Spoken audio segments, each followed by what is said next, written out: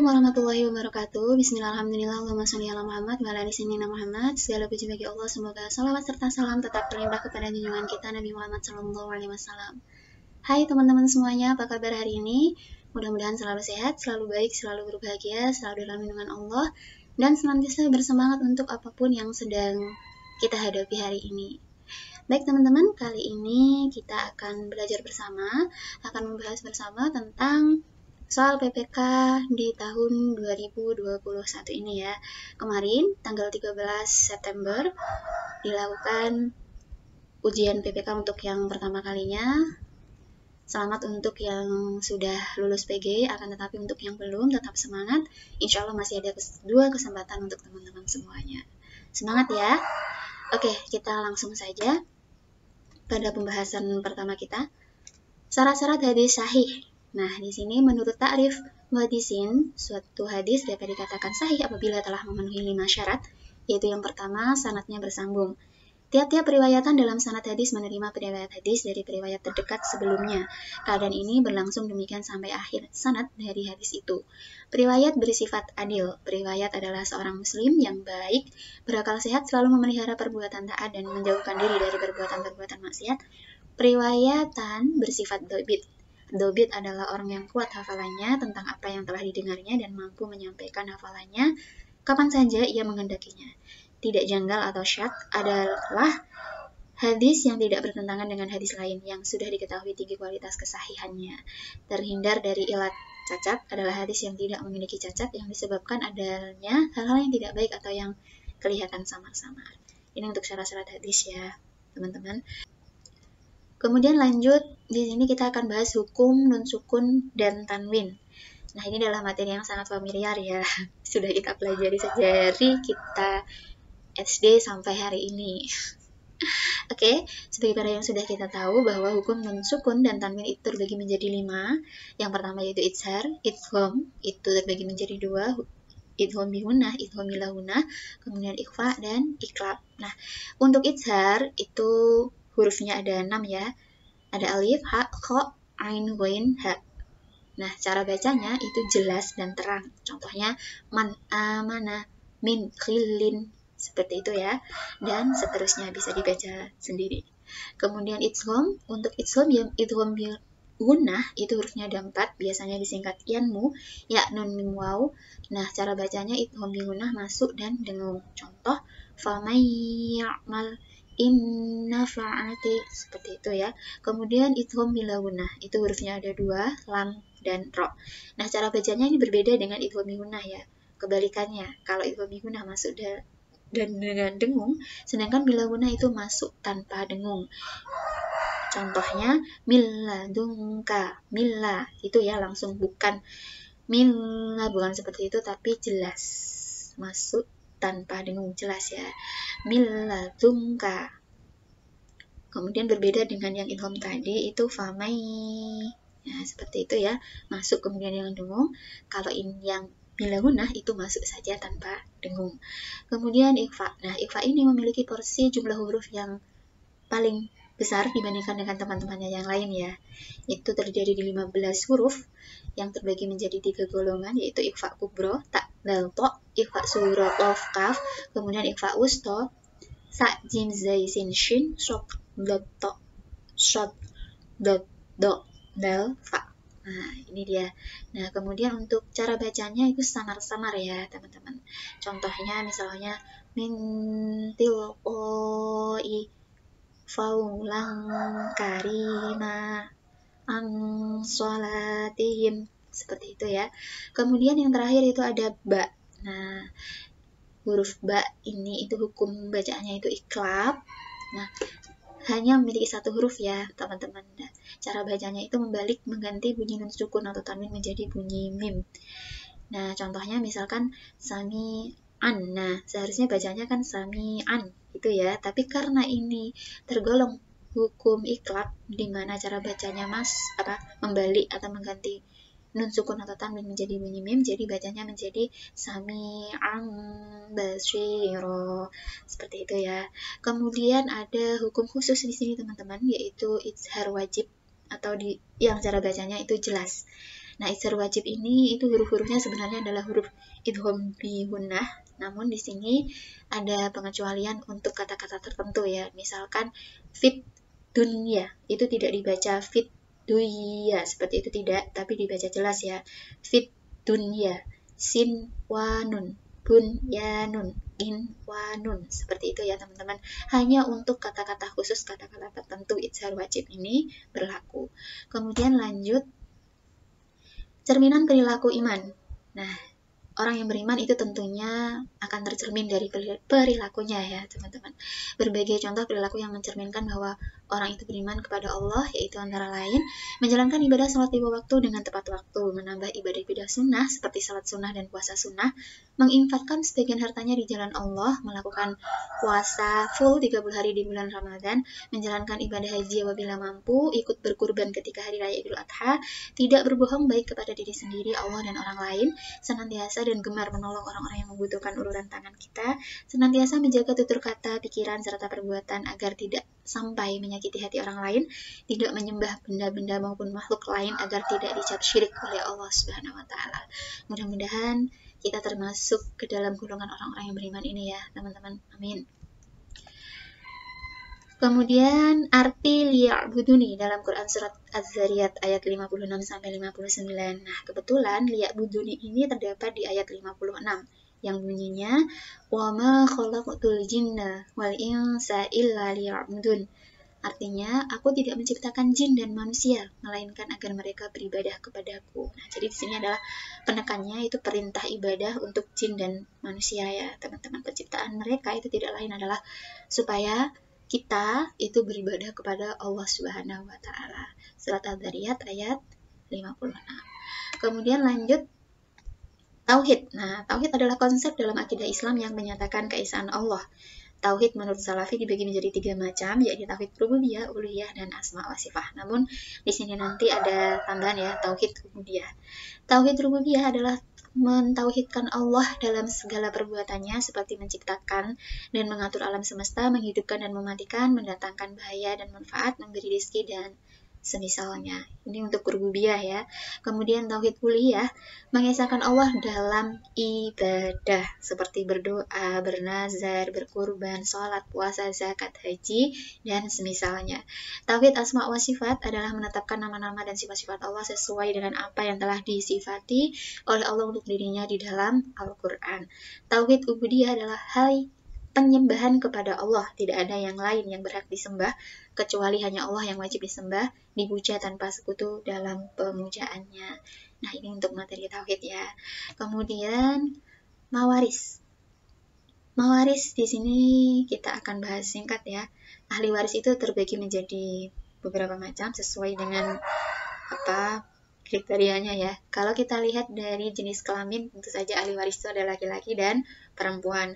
Kemudian dari segi perolehan harta itu ada asobah, ahli waris yang menghabiskan harta menerima sisa dari zawil furud. Kemudian ahli waris zawil furud, ahli waris yang ketentuan bagiannya telah ditetapkan oleh nas. Yang pasti dapat itu jika 25 orang tersebut di atas dari pihak laki-laki dan dari pihak perempuan semuanya ada, maka yang pasti mendapat hanya salah seorang dari suami dan istri, ibu, bapak, anak laki-laki, dan anak perempuan. Tetapi yang diutamakan itu adalah keluarga inti.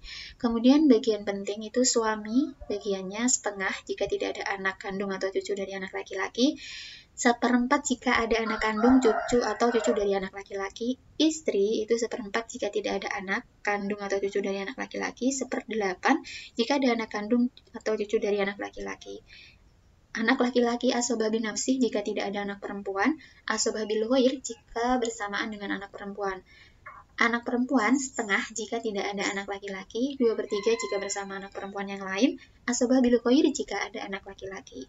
Bapak asobah bin nafsih jika tidak ada anak kandung atau cucu dari anak laki-laki, 1/6 jika ada anak kandung atau cucu dari anak laki-laki. Ibu 1/3 jika tidak ada anak kandung, 1/6 jika ada anak kandung. Kemudian lanjut ya. Kemudian lanjut untuk contoh soalnya, bagian warisan untuk suami, ayah, ibu bila tanpa ada anak ya. Nah, di sini ini adalah kasus khusus ya. kalau untuk jenis soal yang bagian warisan untuk suami, ayah, ibu tanpa anak. Nah, di sini itu adalah kasusnya masalah Umariyatain, Umar 2 atau Garawain. Ada dua kasus yang disebut dengan Umariyatain atau Garawain, di mana ibu mendapat sepertiga dari sisa, jadi bukan sepertiga dari keseluruhan harta. Contoh kasusnya sebagai berikut. Aminah meninggal dunia, hartanya 15 juta. Ahli warisnya suami, ibu, dan bapak. Berarti berapa bagian masing-masing? Nah, ini kalau kita hitung berdasarkan hitungan seperti kasus normal, ini ya, ibu sepertiga, tidak ada anak cucu dari keseluruhan harta, bukan dari sisa, dan 1/6 apabila ada anak, bapak asoba, dan 1/6 apabila ada anak atau cucu. Nah, jadi sini kan kasus normalnya kalau ibu itu bagiannya sepertiga dari keseluruhan harta ya, teman-teman. Misalkan di sini saya hitung, itu suaminya dapat setengah, berarti setengahnya 15 juta, itu 7,5 juta. Kemudian ibu sepertiga kali keseluruhan harta ya, itu 5 juta. Nah, jadi otomatis bagian ayah itu kan sebagai asobah sisanya itu 2.500.000. Nah, dalam konteks Islam atau dalam konteks hukum waris ini, seharusnya ayah dapat bagian yang lebih banyak dibandingkan ibu.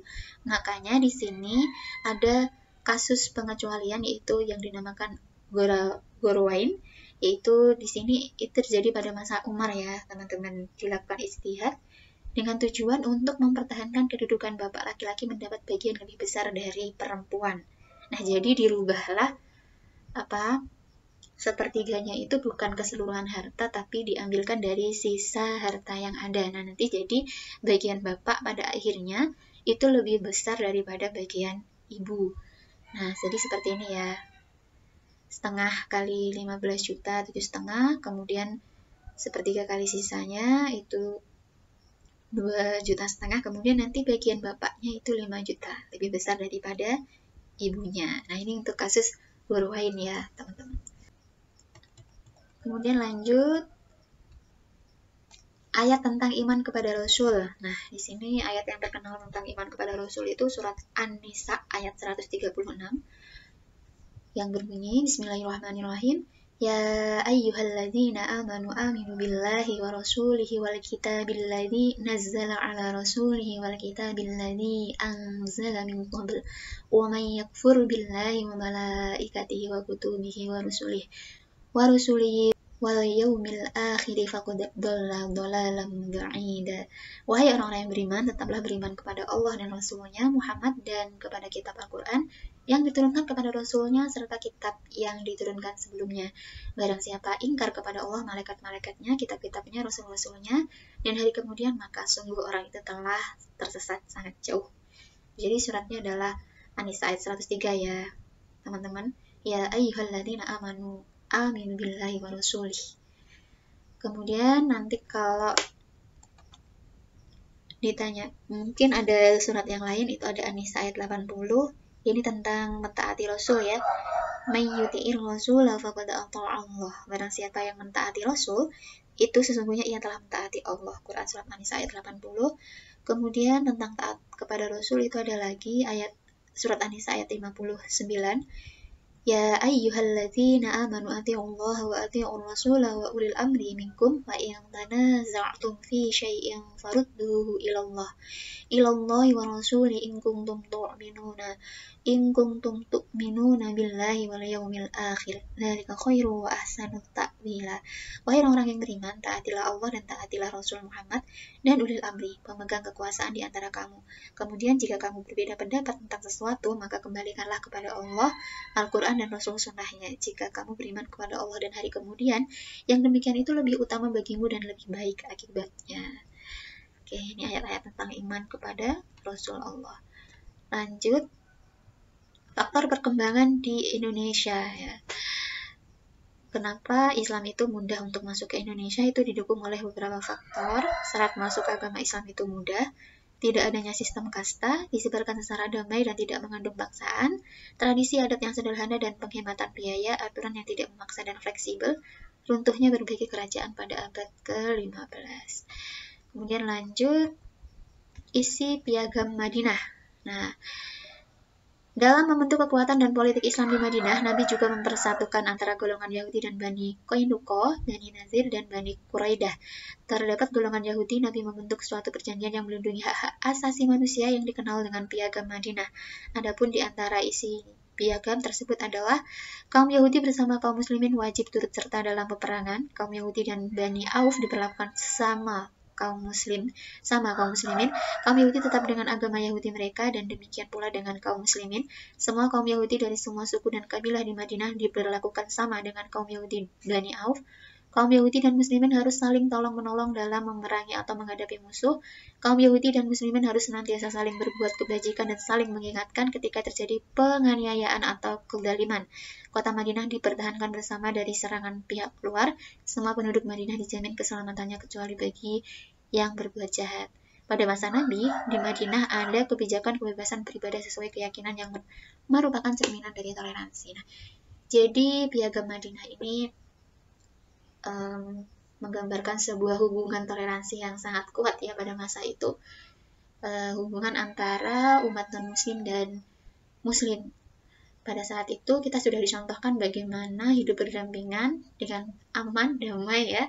Untuk saat ini tentunya kita yang hidup di wilayah yang beragam dengan berbagai agama yang beragam, ini kita bisa mencontoh, bisa melihat kehidupan di area yang Madinah ini ya, teman-teman bisa menjadikan contoh bagaimana kehidupan mereka bisa aman, damai, walaupun berdampingan dengan agama yang berbeda. Kemudian lanjut, metode dakwah 9 wali. Metode yang dilakukan oleh Wali Songo di dalam melakukan penyebaran agama Islam adalah sebagai berikut. Sunan Gresik melakukan dakwah dengan cara menggunakan wayang yang melakukan pencitraan terhadap moral serta kaidah. Sunan Ampel melakukan pembagian kipas yang dilakukan secara gratis yang dibayar hanya dengan cara mengucapkan kalimat syahadat. Kemudian kipas itu sendiri memiliki daya penyembuhan untuk orang agar dapat sembuh dari penyakit seperti demam dan batuk.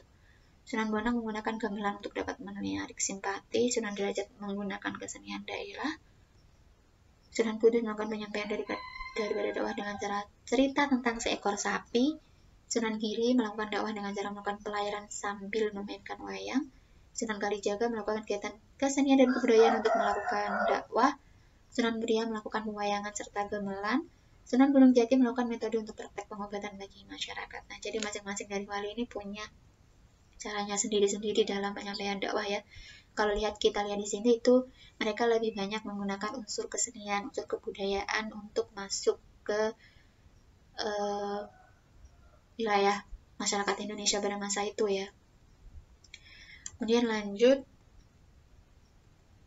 cara dakwah Wali Songo itu wayang sebagai media dakwah, seni gamelan dan tembang, perayaan dan adat yang diarahkan agar lebih islami, pendidikan dengan membangun pesantren, banyak membantu masyarakat.